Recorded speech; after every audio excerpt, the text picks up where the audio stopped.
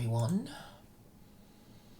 How coincidental that Amanda should ask me whether I'm streaming the moment I decided to go live. John Van says, there is truth in that a plutocratic class controls Western politics. They don't want your policies implemented for their pyramid scheme to fall. Interestingly, Aaron has been in touch, denouncing secular Quranism, urging me to revive paused idolatrous Christianity. So I think you should find this interesting, saying that if secular Quranism were ever imposed in the West, the entire West would turn into Qatar. I've asked him for further and better particulars of this terrible fate, but he seems rather reticent on giving them. Thank you, Richard. I'm fine. Hello, Walrus.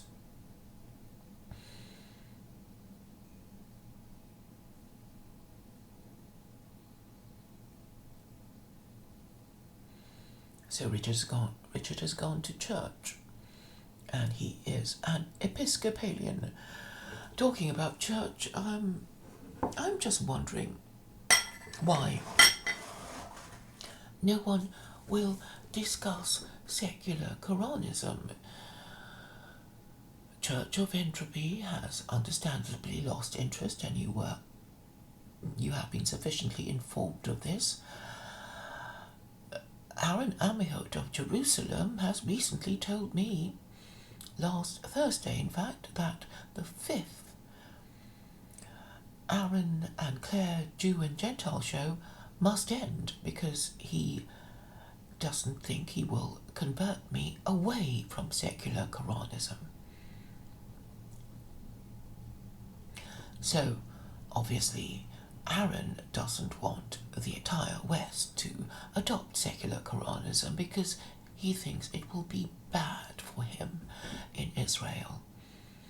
I suppose nothing gives him more of the heebie-jeebies than the idea of being completely surrounded by Muslims, even outside the Middle East. Now, why do you think he might not want this to happen? I have explained to him time and time again, and he refuses to get it, that the no-hide laws should regard Islam as being more in conformity with the no-hide laws than idolatrous Christianity. He is bent on ignoring it, it seems. He's saying you should be urging for a Christian revival, and I say, why would I be reheating this stale, poisonous mix and giving it to people who are in need of a new religion? Why would I? Whatever I'm guilty of, it is certainly not that of malign encouragement.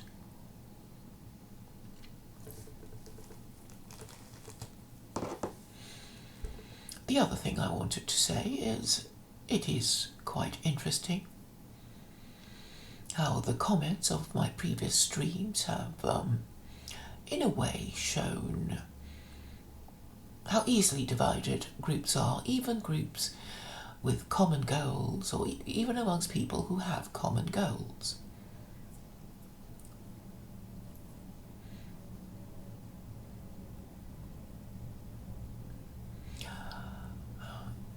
As far as I'm concerned, the common goal should be that of having a government that promotes a national interest, and that must mean the long-term national interest, which must be beyond the next general election. Surely that much is obvious.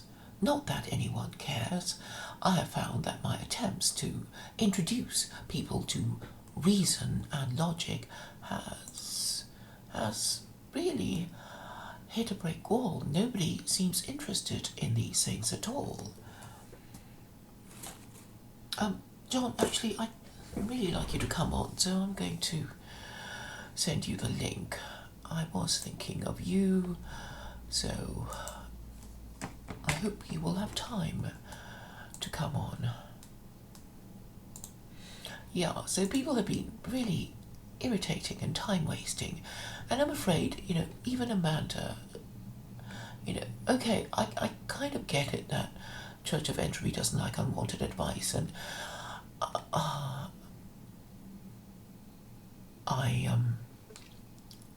he's working today, so I'll have to wing it on my own. So, I guess I really want constructive advice, and when people say, oh, you should do this and you should do that, and I don't mind as long as it's not completely stupid. So a lot of it is, oh, you have to give up Jen, you must leave her alone, she's not doing you any good. And my point is, I want to discuss ideas, and whatever you think of her, she's the only one with ideas, big ideas, while the rest of you, I'm afraid, you are but dwarfs, midgets, hobbits.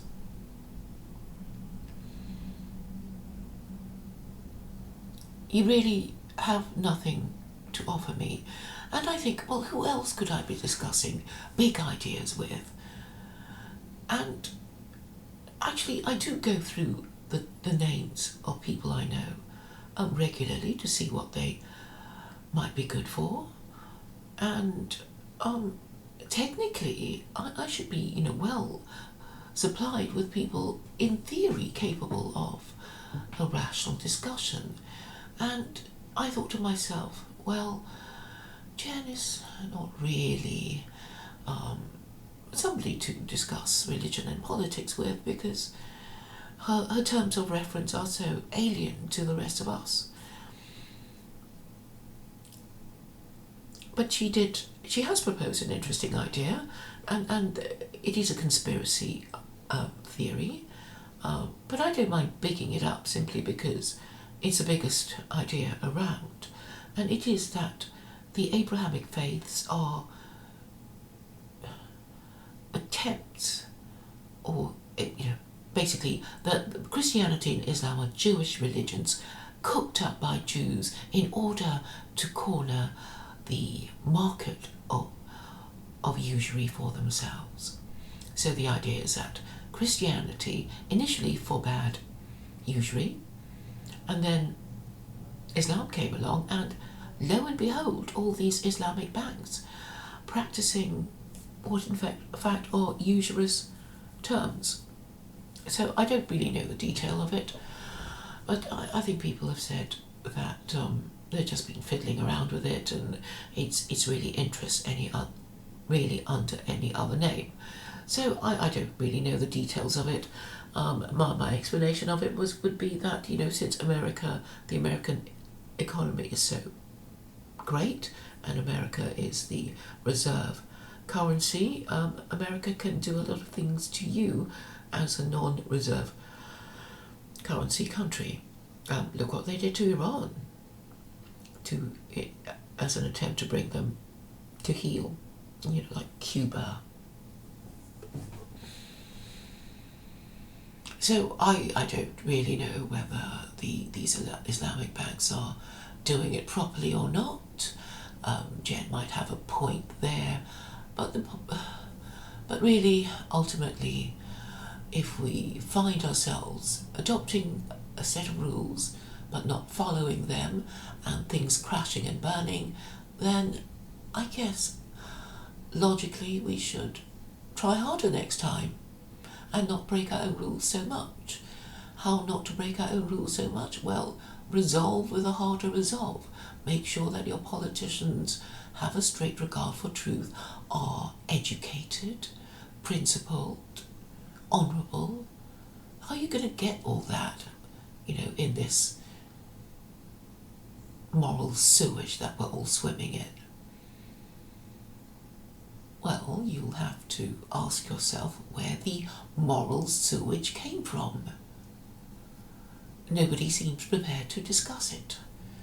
And unfortunately, the closest person prepared to discuss it is, again, Church of Entropy. So she has the biggest ideas, and even as you denounce her and call her mad, she really still is the only one with the big ideas, prepared to, well, however partially, defend them. So, Amanda, while you say, oh, you must give it up, the fact is you don't know anybody I could be talking to. This is what I'm stuck with. It's either Jen or Jay. Who wasted my time today by pretending he had some wonderful proposition, and it's in the chat of the last stream, and when I looked up, he said, ha ha ha, stupid, my proposition was that you be my internet girlfriend. So this is the level of discourse I am compelled to deal with.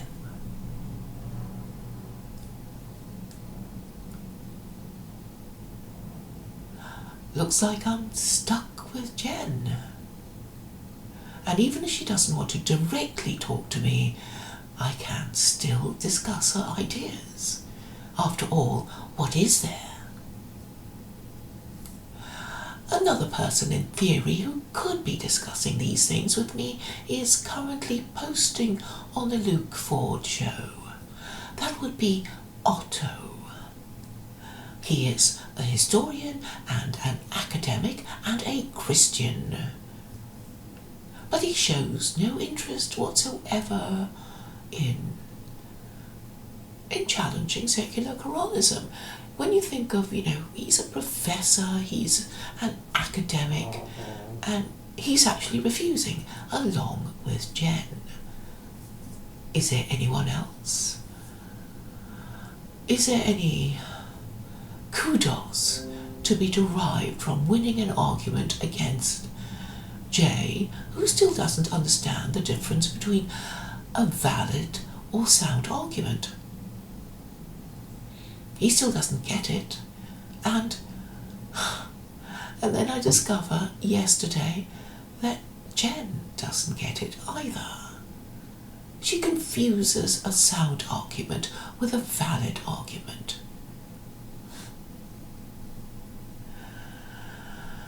So who else do I have to discuss these ideas with? These Muslims? Well, Amanda, they won't talk to me. So what do you suggest? They're too snooty. They think I'm unclean or something, as perhaps you do too. I couldn't possibly talk to you. My husband wouldn't let me. Well, who then? Because I know you people, I couldn't talk to that sort of person who uses and says this. Because actually I have observed the way you think.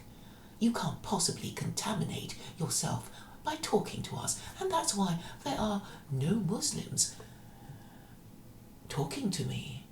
Because obviously we are unclean. We get a few Jews here and there, but not Jews of any, I don't know, they won't give their name. If they're educated, they certainly won't give their name. So we're stuck with Duvid and Aaron.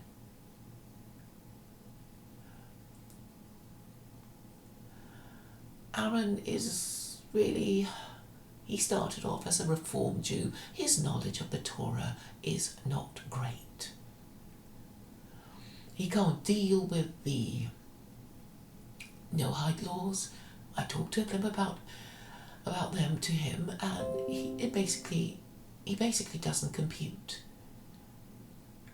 His Reform rabbi certainly doesn't care very much for the religious duty to promote them. So basically there's no point talking to Jews apart from the Orthodox type, and I don't have access to them.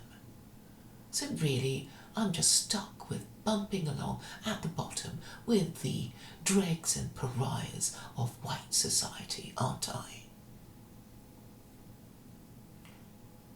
And those of you who have anything to lose, you won't be talking to me.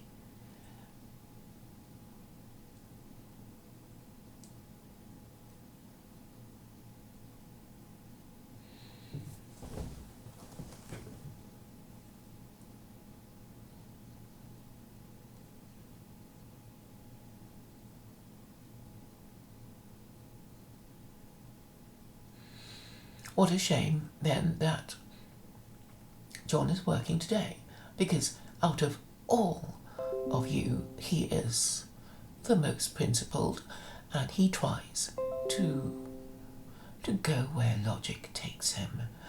But unfortunately, I can't stream with him because he has to work on a Sunday. Yes, Walrus Lolbertarian, I'm stuck with talking to the uneducated, the despised. So, of course, I'm not getting anywhere. And when Amanda says, oh, give up Jen, because, she's not good for you, well, who else? Who else can I talk to? Yes, of course, you have too much to lose because you have your respectability to lose. So you can't help me. You don't even know anybody who's prepared to talk to me.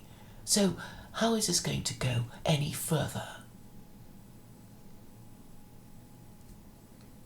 And Walrus, look, I know you're... There's no point talking to you either because you are steeped in your own ignorance and clinging to your position. Even though you're not even Christian, you still want to hold on to the shell of Christianity. Yes, I'm talking to all of you, but the point is that there is you don't have the moral authority to talk anything through, and and when I discovered that Jen confused valid with sound arguments, you just despair, don't you? And of course, predictably, all the liberal intellectuals, any of the ones you might have heard of, will be avoiding me like the plague. Roger Scruton, conservative philosopher, won't be talking to me.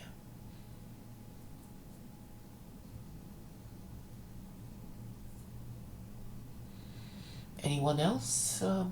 Well, any of the ones with jobs, Peter Hitchens, they won't be talking to me.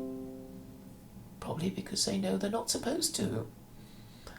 Probably the condition of their being able to earn a living from writing about their political views that are conservative is to never shut up about how useless it is to vote UKIP the way Peter Hitchens does, and not say anything important in particular, and when they try to say something interesting, they get punished by the media, whereupon they apologise or shut up. So, this is what I mean when I say your religion is kaput, your system is suffering from motor neuron disease, and that you are basically fucked. No one will represent you. No one in a senior position of politics will deign to dirty their hands with you. And yet you think, oh, it's because of the Jews. They did it to us. How did the Jews do this to you exactly? Did they make you not go to church? Did they make you fuck sluts and sire bastards? Did they really? And if it was some problem of malign encouragement, don't you have some internal warning system, such as your religious principles, that tells you, no, perhaps the sex revolution wasn't such a good idea. But then you don't even care. You don't even read your own scripture, and when you read it, you ignore it.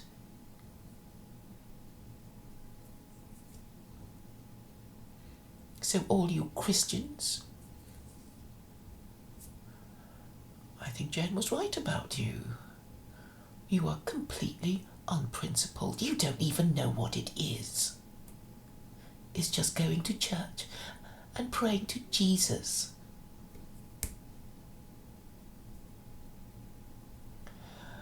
Then don't accept their bribes, then. Tell your politicians not to accept the bribes of these corporate sponsors. But then the politicians will say, well, where would we get our campaign funds? And then you should say to them, well, if you were a one-party state, then you wouldn't have to worry about APAC or corporate lobbying.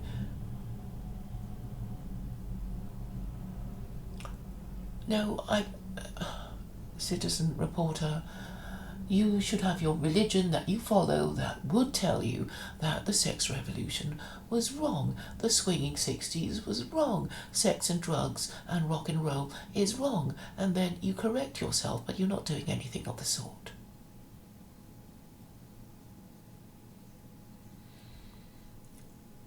They're only getting the Muslims in, citizen reporter, because the white working classes are too pos to work, too drug-addled and drug-addicted.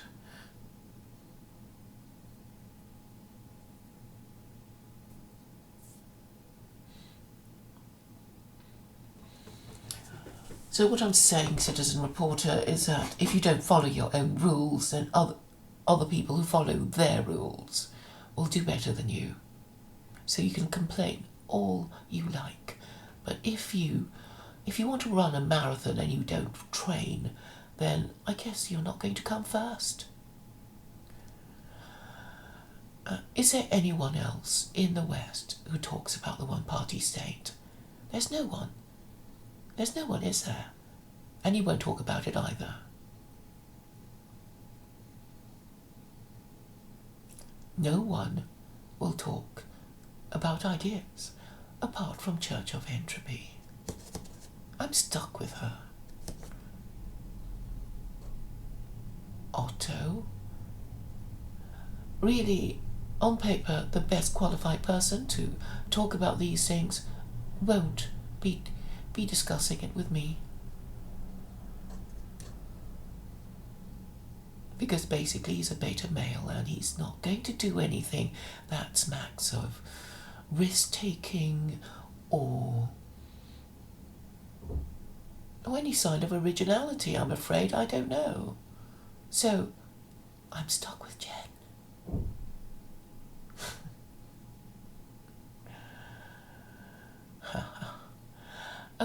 An interesting question. Whatever you think of my feelings for her, I don't think I can be accused of letting her get away with anything.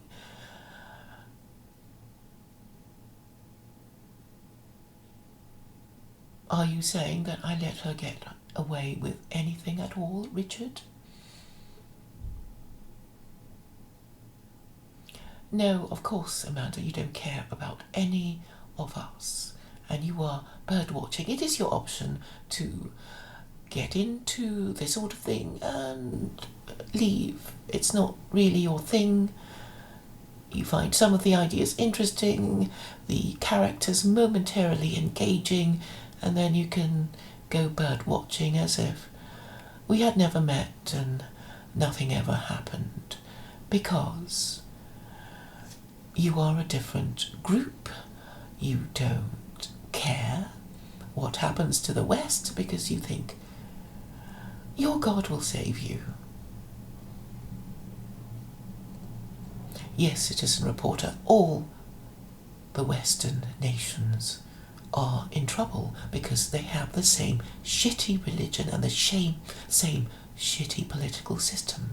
And nobody will talk about it. And when I try to talk about it, nobody will engage.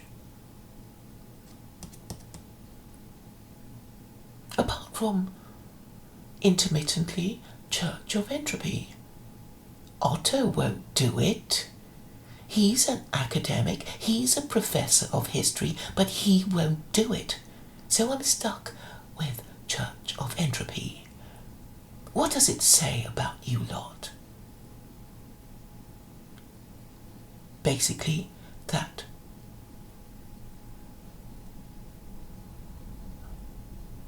your men are more frightened than the women.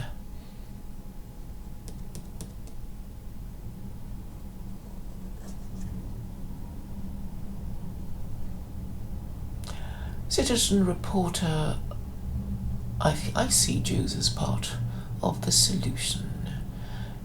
I'm not saying individual Jews are, or all of them. Of course, I'm not saying that. I'm saying that their ideas are the key to unlocking the impasse. But if you're all fleeing from me because you don't want to discuss theology or the political system, then, well, who can I talk to?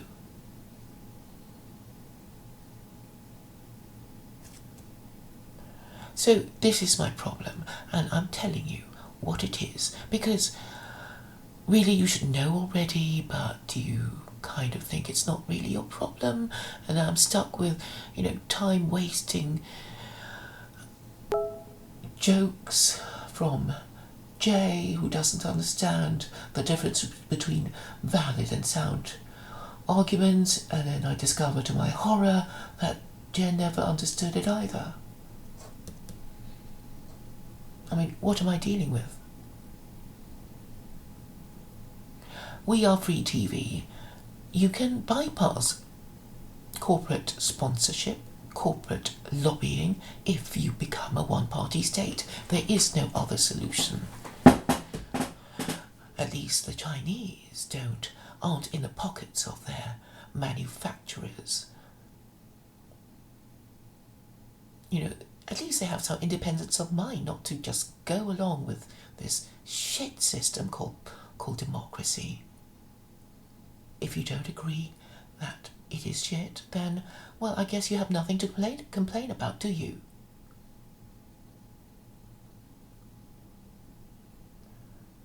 You voted for your alt-right president, you got him into the White House, but he ain't doing anything for you. So maybe it's time to give up.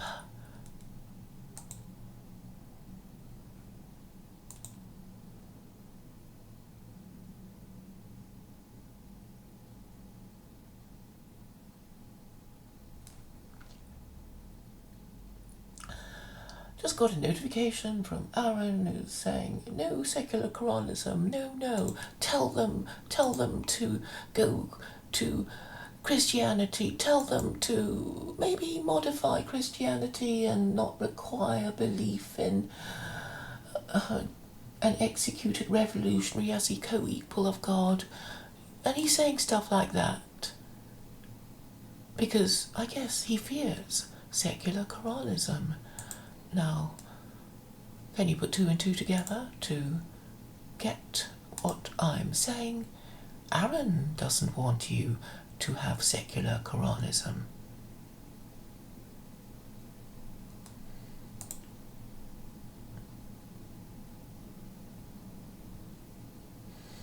Okay, so according to Citizen Reporter, China is in a pocket of Jews, and so is Iran, and it's all hopeless, and I think things can be fixed. And it can be fixed only if people engage with me honestly. So, why do you think, Citizen Reporter, that Otto won't engage with me? I mean, forget Genshoff. I mean, she's not really, a historian kind of person. But she does venture into alien territory.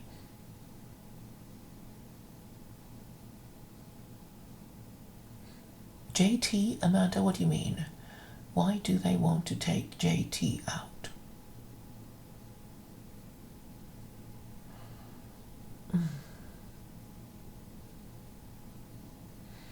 So I'm afraid the only solution is to be prepared to talk about big ideas.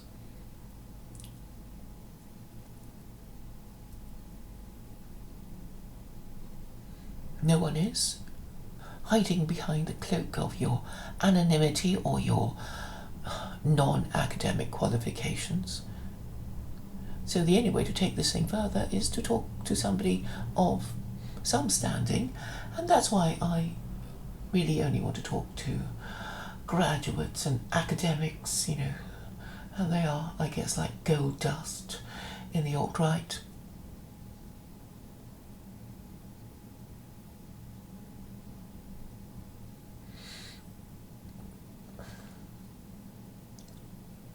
Any more questions?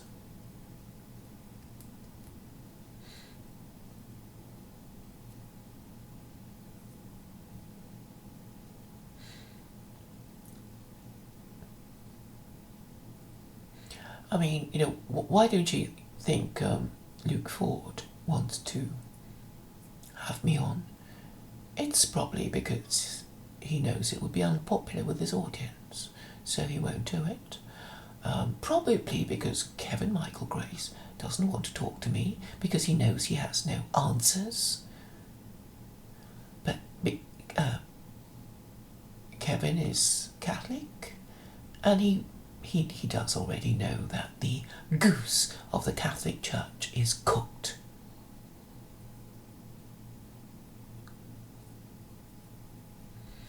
So really, you're just all in denial, aren't you? You can't think of a better idea than secular Quranism, but you still think you can ignore it. You can't. Because, well, there's nothing more powerful than secular Quranism, in the same way that there is no God more powerful than the Abrahamic God. And even Jen has to admit that. She can only say, well, that the Abrahamic God doesn't exist, and only her impersonal one does.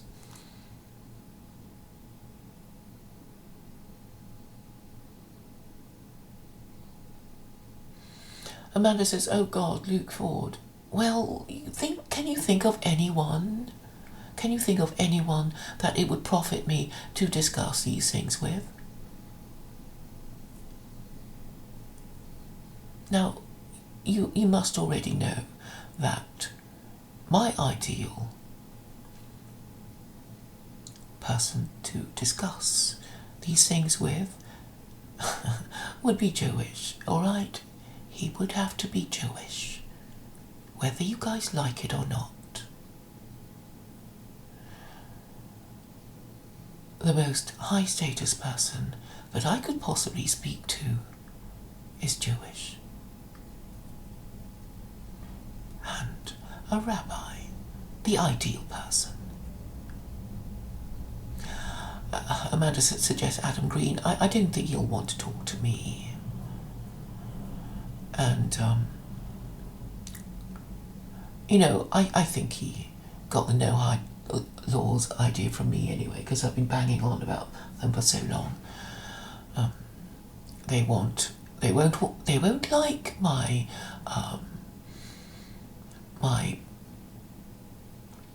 view that the no hide laws is but motherhood and apple pie.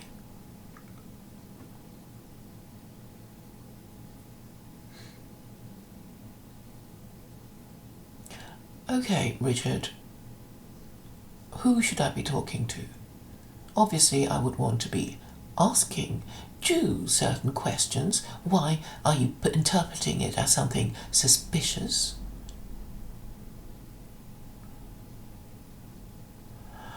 Look, Amanda, who says a rabbi will hijack your idea.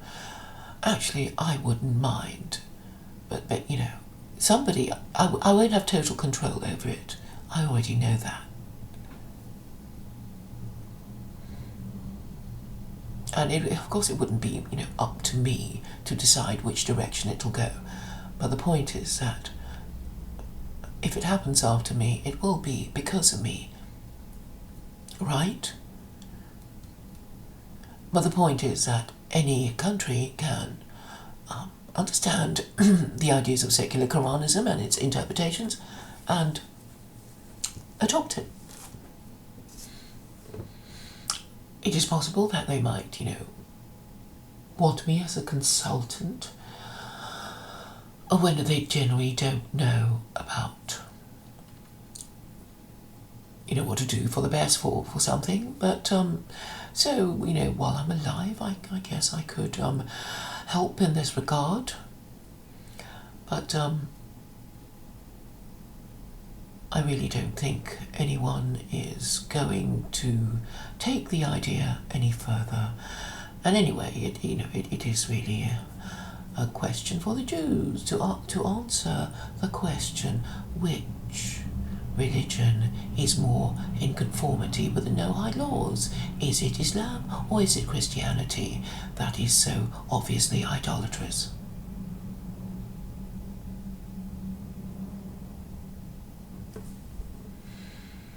Why are you saying No, I mean, I'm not... I don't even know what a voice changer is.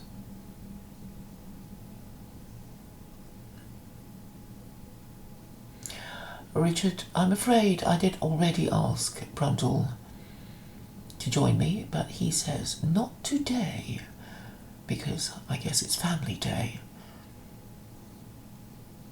And of course I respect that.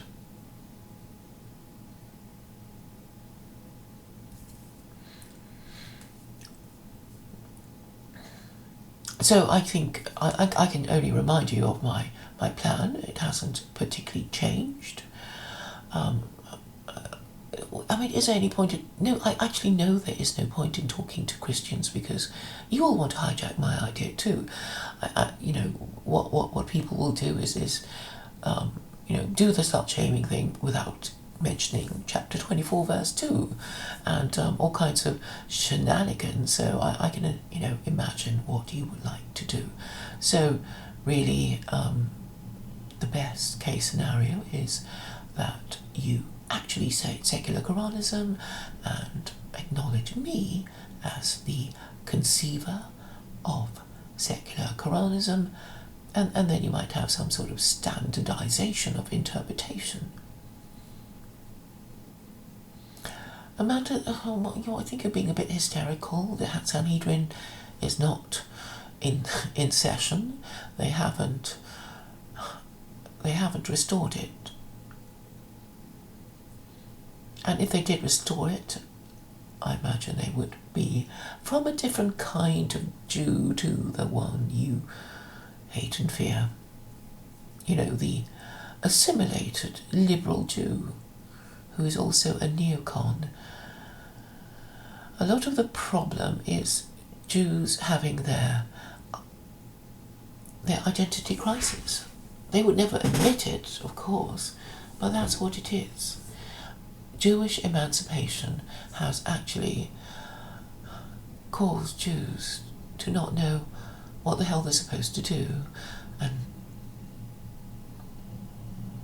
so Aaron is partially right in that he's saying liberal Jews living in the diaspora should come back to Israel to be Jewish there and abandon liberalism, because that's the antithesis of Judaism.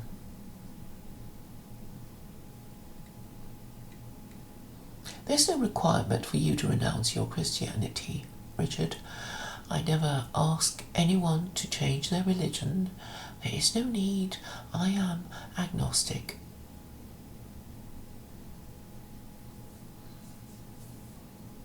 Can somebody post a link to a voice changer? I don't even know what it looks like.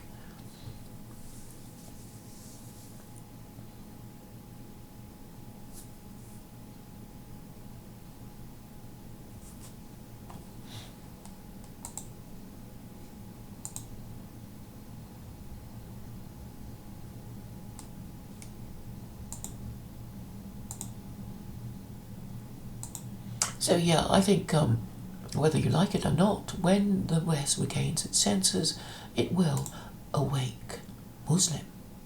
And therefore, the only question to be decided in these circumstances, I might not be alive by then, is what kind of interpretation you are going to have. I'm saying secular Quranism would be freer and easier. And so, if you want to control the interpretation, you should adopt it nice and early, preferably before I am dead. But if you wait until everything crashes and burns and turns to shit, then it'll be harder to impose your preferred interpretation of the Quran. That's all I'm trying to tell you people. Not that you could ever do anything, because you are really the dregs of society whom nobody respects. Political pariahs who have to hide under your avatars. Has-beens. Nobodies who mock me, while knowing full well that you just wouldn't have the courage to do what I do. Korean man talked about Semitic imperialism. I'm afraid you would have to exclude the Jews whose borders are defined in the Torah. I was talking earlier about what it means that Israel's borders are defined in the Torah, and it seems quite clear that Jews of all the people in the world are not allowed to have an empire, because they're already God's chosen people, so they're not allowed. So the rest of us can have our empires, because we ain't chosen. And so there is a kind of difference in competition. So I always find it interesting that the Jews and the Chinese have been around for roughly the same amount of time. I mean, don't you think that's a coincidence? You know, it's like none could be more different from each other. One is a tribe, the other an empire, a quite numerous one too, and is always chopping and changing in order to perfect its statecraft. But perhaps the saving grace of the Chinese is that they started off with the idea of the mandate of heaven, which is perhaps the Abrahamic God with Chinese characteristics.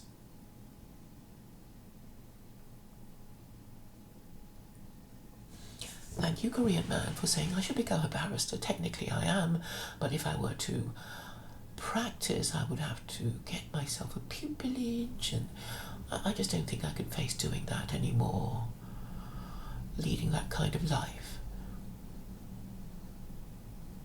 And I'm too old for that.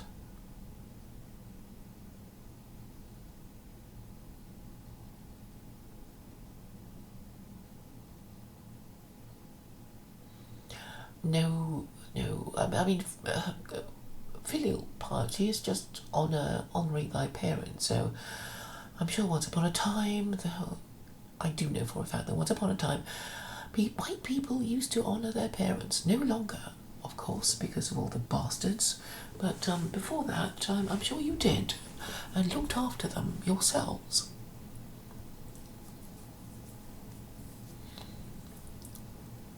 So you just have to, return to these, go back to basics. And, just, it's so tedious the way you keep going on about the Jews. The reason why Christianity failed was because of its inferior scripture. I mean, it's so obvious, but I'll repeat it, and it is that the Torah is believed by Jews to come to have been given to Moses on Mount Sinai by God. That's what they're supposed to believe. That's their narrative. And the Quran was the revealed word of God in Arabic, revealed through the Prophet Muhammad. So it's all, those two are divinely sourced. The New Testament, unfortunately, and you will have to admit that, because even in its own terms, it's not considered divine. Because Matthew, Mark, Luke and John were not divine. Neither was Paul and whoever else wrote it, and Peter. So you can't, you're stuck. You're stuck with having your inferior scripture. I never practiced law, Richard. I'm just too old to start at the bottom now. No, I'm not racist towards white people. I'm trying to help them. But they do seem to be a bit beyond help at the moment. They don't seem to understand what I'm trying to say. And, I think it may be a problem with their degeneracy that was started by the sex revolution and imposed by feminism.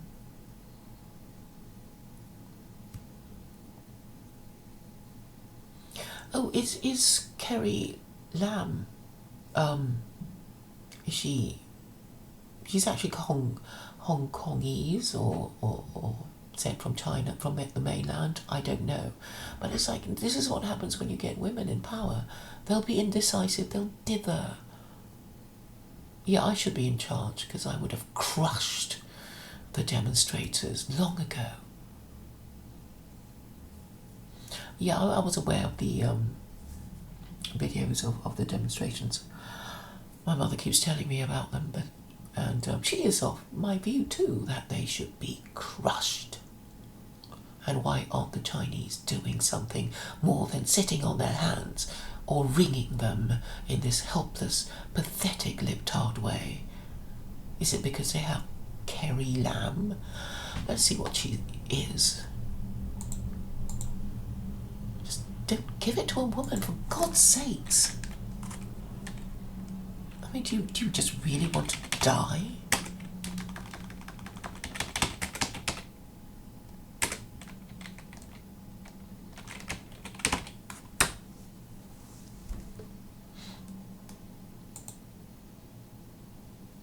So she's a Hong Kong politician. Oh dear. She married?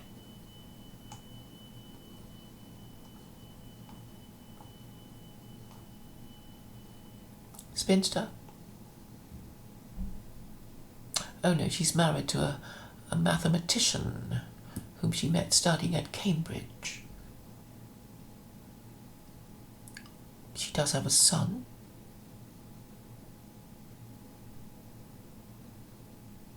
Both sons are British citizens. Well, that's why she won't crush them. Fuck me. Why haven't the Chinese replaced her? Okay, she's renounced her British citizenship. I think they're being very slow indeed, the Chinese.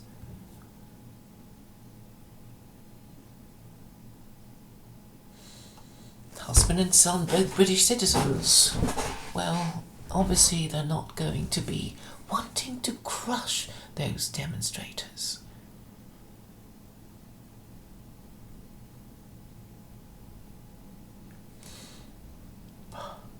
So stupid. What's wrong with people?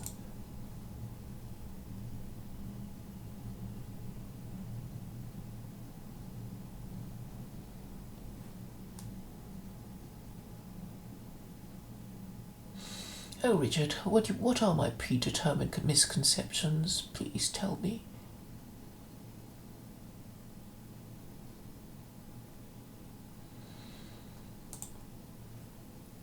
Yeah, I think the Chinese are getting pretty paused too. You know, the whole thing on the Tiananmen Square massacre, you know, they were behaving in a paused way. No way should they have let the demonstration grow to such an extent that all the pictures going around the world, making everyone think that there was about to be regime change, while they wrung their hands. They should have sent the tanks in far earlier, then fewer lives would be lost.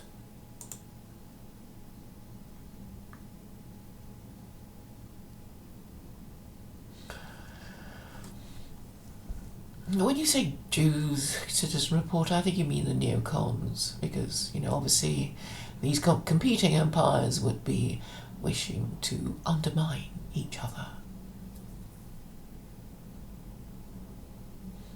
And you just see how stupid these young people are. It's like, ooh, we were so democratic while the British ruled us. Do they really think that? Don't they have parents who tell them any better? How was Hong Kong administered when the British were in charge? You can have a look at that. Did they have votes? Did they have general elections? I don't think so, do you?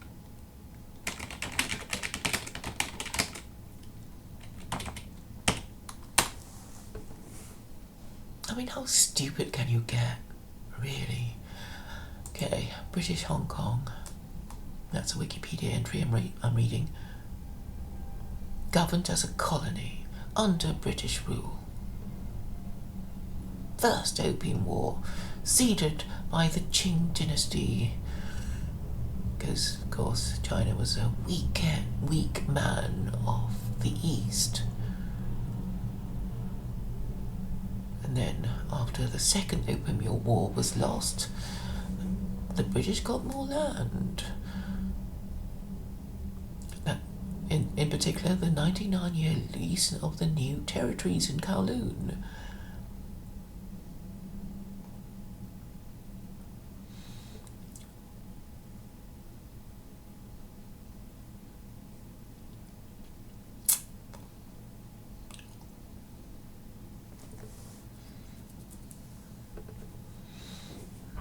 I'm just trying to find elections and things, you know, elections in Hong Kong before 1997. Government, Crown Colony. Governor was a dictator. Okay, I'll just read you, tell you how democratic Hong Kong was under the British. The governor was a head of government and appointed by the British monarch to serve as a representative of the crown in the colony. Executive power was highly concentrated with the governor, who himself appointed almost all members of the Legislative Council and Executive Council, and also served as president of both fucking chambers. Fuck separation of powers. The British government provided oversight for the colonial government. The Foreign Secretary formally approved any additions to the Legislative and Executive Councils, and the Sovereign held sole authority to amend the letters patent and royal instructions. The Executive Council determined administrative policy changes and considered primary legislation before passing it to the Legislative Council for approval. This advisory body was also issued secondary legislation under a limited set of colonial ordinances. The Legislative Council debated proposed legislation and was responsible for the appropriation of public funds. This chamber was reformed in the last years of colonial rule to introduce more democratic representation, just to fuck the Chinese up. Indirectly elected functional constituency seats were introduced in 1985, and popular elected geographical constituency seats in 1991. Talk about putting the poison pill in. Further electoral reform in 1994 was effectively made the legislature broadly representative. The administrative civil service was led by the colonial secretary who was deputy to the governor. Who was a colonial secretary?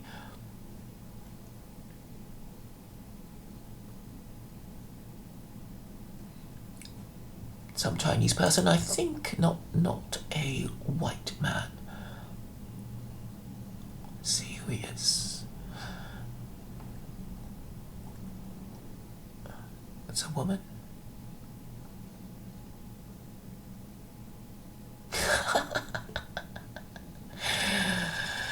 Oh dear. Okay, let me just read you the list, okay?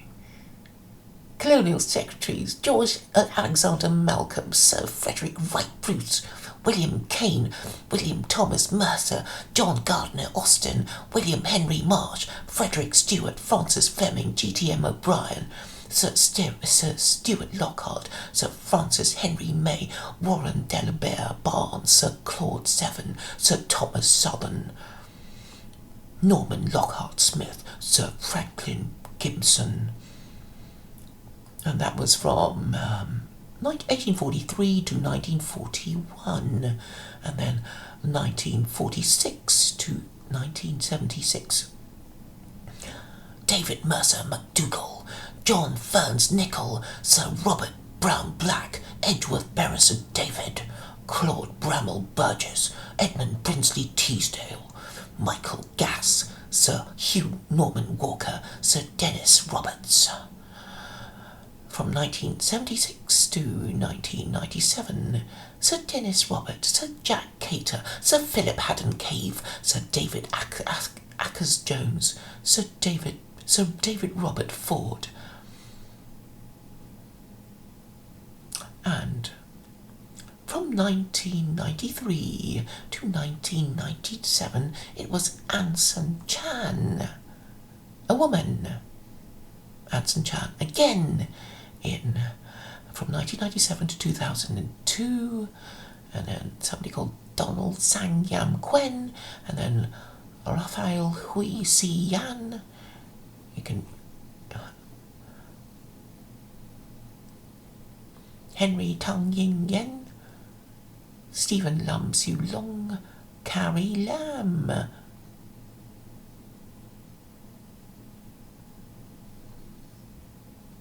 Yeah. So I think we know why they put women in charge. Because somebody else is pulling the strings, right?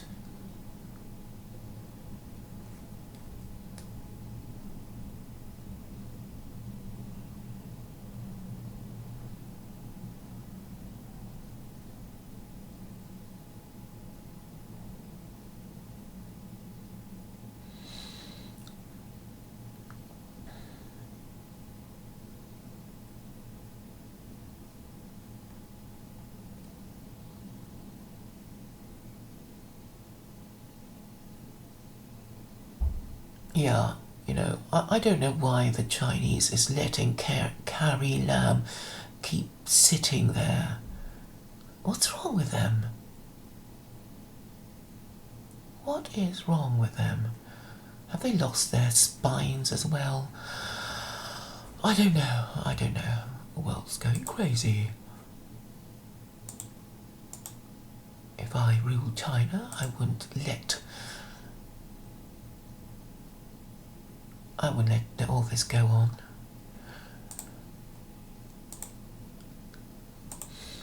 Anything else you guys want to talk about?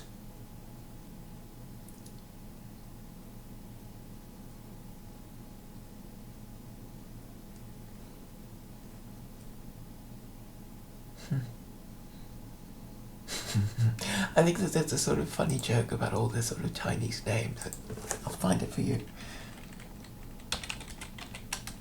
I remember laughing at them, but maybe they're not that clever.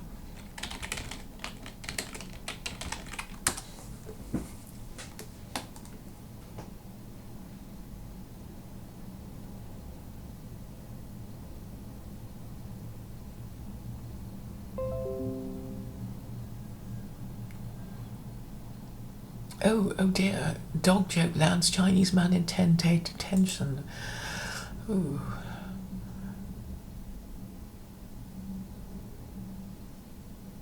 This is a story from the South China Morning Post.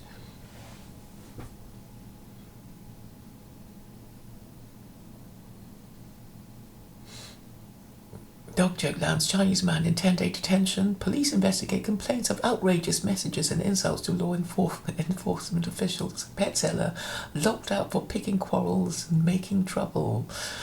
Oh, that sounds fun. I don't know the story yet, but...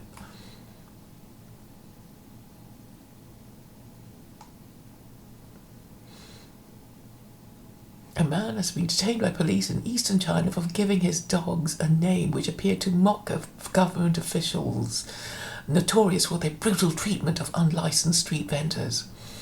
The man, surnamed Ban, was locked up on Monday for 10 days in Yingzhou, Anhui province as punishment for picking quarrels and making trouble, a catch-all crime under Chinese law which can cover anything from public nuisance to political protest. In a statement, police said they investigated Ban, who raises and sells dogs for a living, after receiving complaints that he was posting outrageous messages on social media which insulted law enforcement officials. Excuse me. The Yingzhou Evening News reported that over the past 2 months, Ban, 31, had posted pictures of his dogs for sale on social media, calling them Chengguan, which means Urban Enforcement Agency, and is also used to refer to its employees. The agency's officials operate in every city and have a reputation for enforcing local bylaws, such as street raiding with excessive force. Ban, who was described as remorseful by police, said he only called his dogs by that name for fun. "I don't understand laws and I didn't know it violated the law," he is reported to have said. The case has split public opinion in China, prompting a heated online discussion about whether the police action against Ban was legitimate.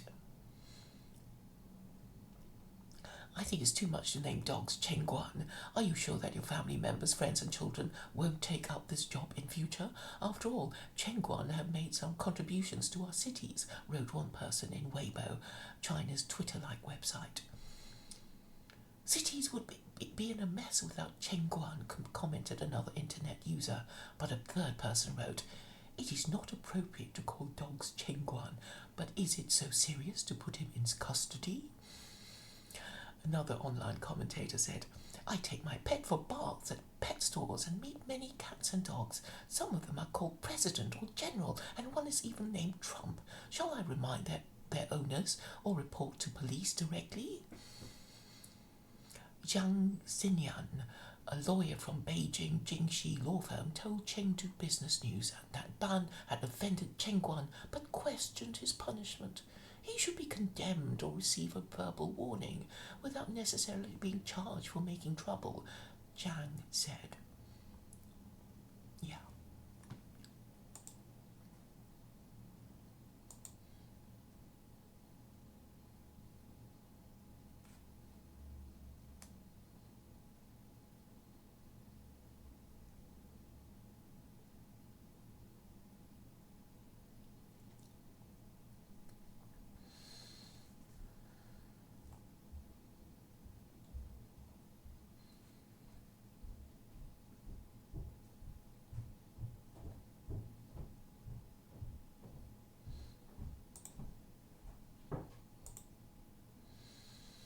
Oh well, I think I've run out of stuff to say. I think I've said all I need to say.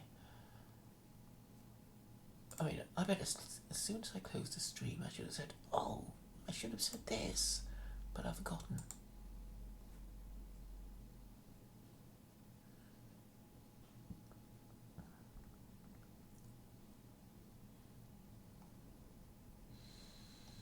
So I'm trying to remember what I started off saying. Yes, I'm trying to save the West, but the patient is unresponsive to treatment. And now we're talking about China, and I guess it makes sense to go from west to east and wonder where the world is going to. Whether it is going to the dogs. Thank you and goodbye. Your attention is appreciated. I feel a little better now for getting certain things off my chest. If I offended any of you, well, am I sorry? Maybe not. Maybe not. I do need to get it off my chest. So, well, thank you for listening. I'm going to play the outro now. No, Korean man. We can't do Confucianism now. We can only do secular Quranism. Only secular Quranism is strong enough to restore the patriarchy. Don't